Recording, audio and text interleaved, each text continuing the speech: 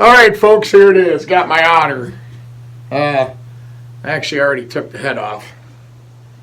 Which I got to send in to get done with beetles. It'll actually be a really grade A #1 head. A lot of times when I catch them trapping, they will chew at the trap or bite the trap down when it first catches them and it breaks their teeth off. That one didn't, so it's a good one. So, okay, so we're going to get this thing ready to actually eat. First thing I'm going to do is take the tail off. I made this knife out of a file. It's pretty badass. And there it is. There's not much on there. But I'm going to freeze it and save it because I got an idea of a video I want to do with that. Next thing. I'm going to try to marinate some of this and cook it in a slow cooker. I think that's going to be the best. But I do want to fry some of it and see how it tastes. So, I'm thinking like venison or any other critter that I've had. These inside tenderloins are probably going to be pretty badass. But they're very, very small. So, they're not very big. But I'm thinking, get that fat off of there. I think I'm going to fry them babies up. I've never eaten an otter before. So, this is all kind of new to me. So we'll just going to try everything that we can and see where it comes out. I've kind of posted some things on Facebook already about it. And people are like, oh man, I've tried it. It tastes like shit. They're fish eaters. And, or one guy said, oh, nothing but maggots eats them. Now, the next best piece of meat, I would think, are going to be the back straps. And again, I don't think these are going to be very big. But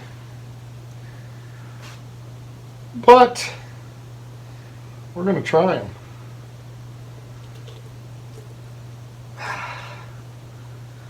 them. They actually seem pretty good sized. So let's see here.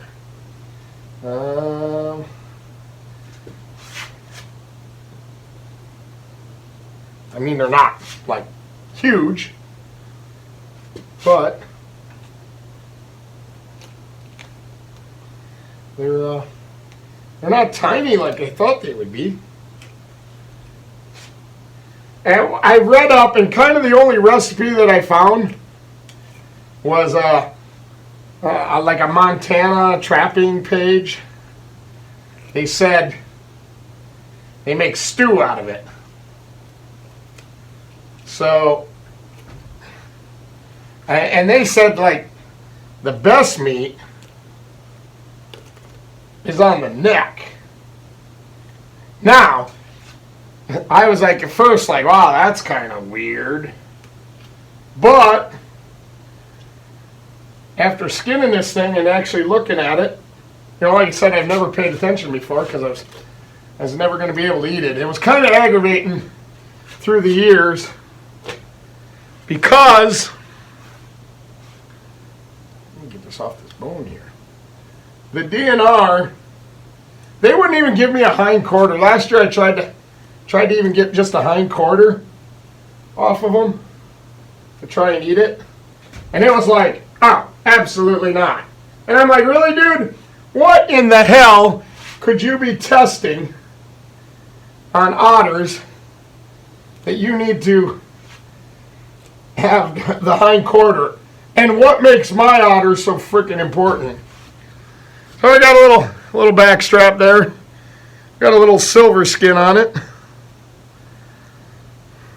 It's not very big.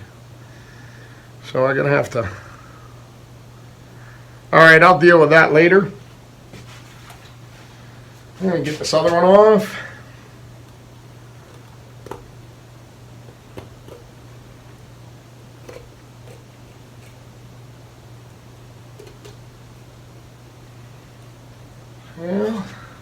peel that silver skin away there.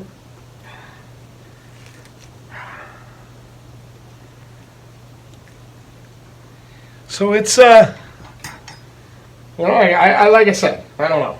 I don't know what I'm doing here. I've never done this before. I know what I want to do. I know what I want to try. So anyways, let me get this cut through here. There. This is quite the operation here. They got a weird little, it goes down their spine, and then they got a knob, and then it's the ribs. It's not like a deer, you know, where you can go straight off. First I was kind of struggling with these back straps. I'm like, what the hell? But now when I see it, they got a knob. So they got like a valley in their back. Oh, I wish I could, wish I had a better camera to show you, but like I said, sometimes I get stranded here by myself. Corey's busy. I ain't got a camera guy. So we just do what we can do. Hope for the best. So here we go. Get over that little knob. Wow, that is pretty weird. I never noticed that on any other animal that I've ever took back straps off of. You know, when I do coons and stuff like that, I don't ever do the back straps. I just kind of cook the whole critter. I'm not going to do that here. All right. And kind of nothing there. Kind of nothing there. All right, front shoulder.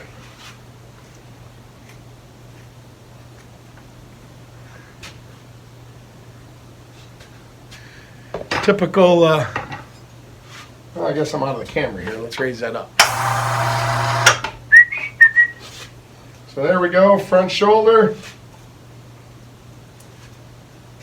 Just like that. We'll clean that up a little bit before we put it in the slow cooker. There's that one.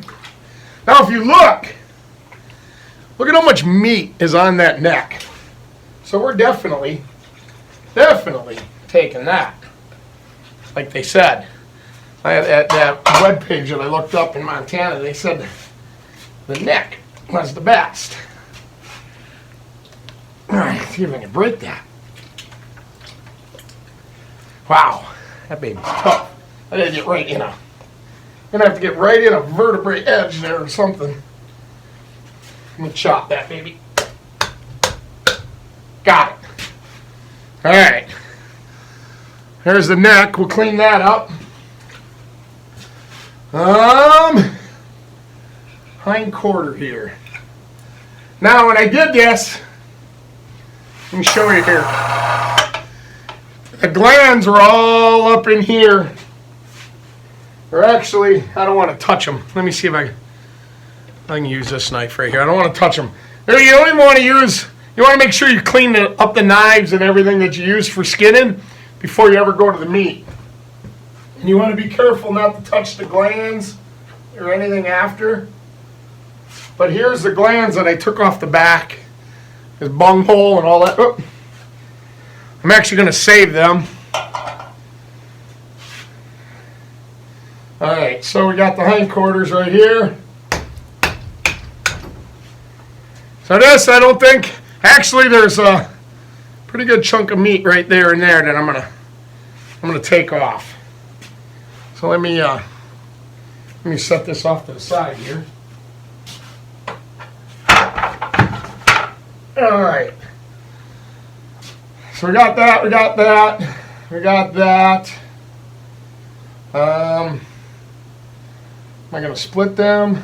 Should I split them? I don't think I have to split them. I think I can leave them like that for now. And we're gonna put them in the slow cooker. So let's just break that off.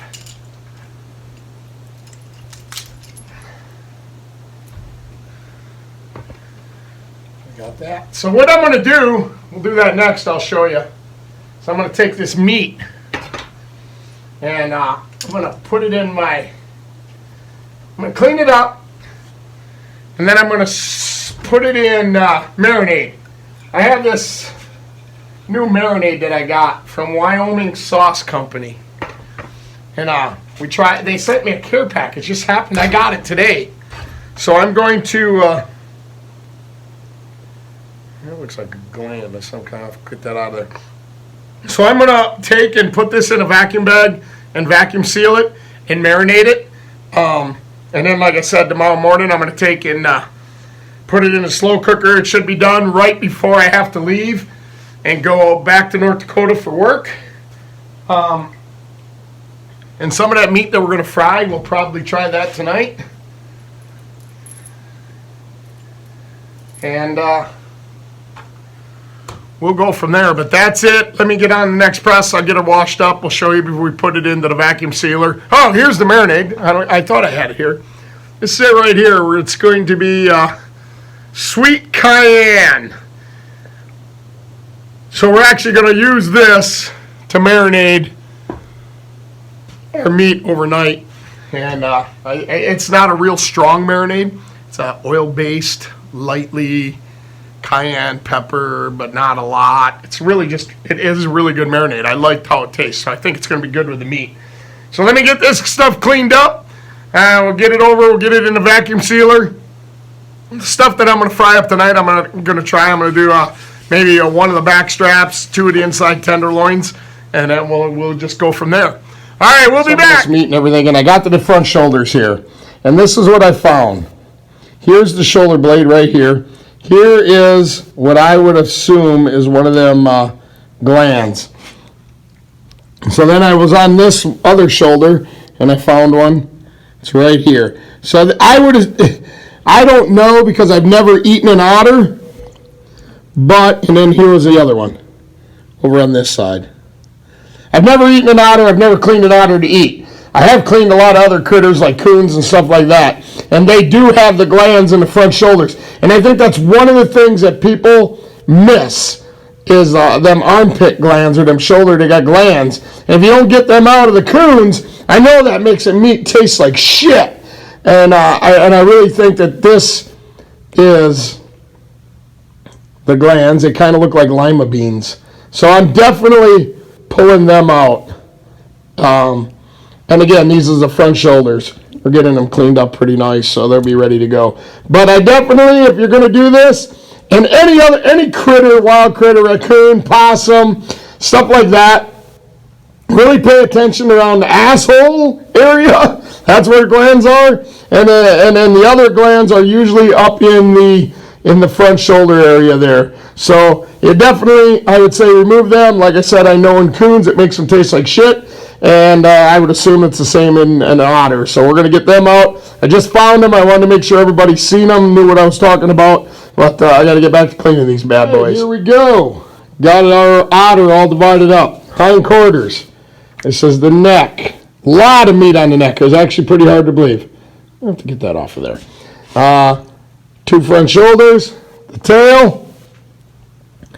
2 back straps. An inside tenderloin, and then this was the 2 pieces of backstrap that I got off of the rib cage area that I'm not going to do anything with that. So that's what we got.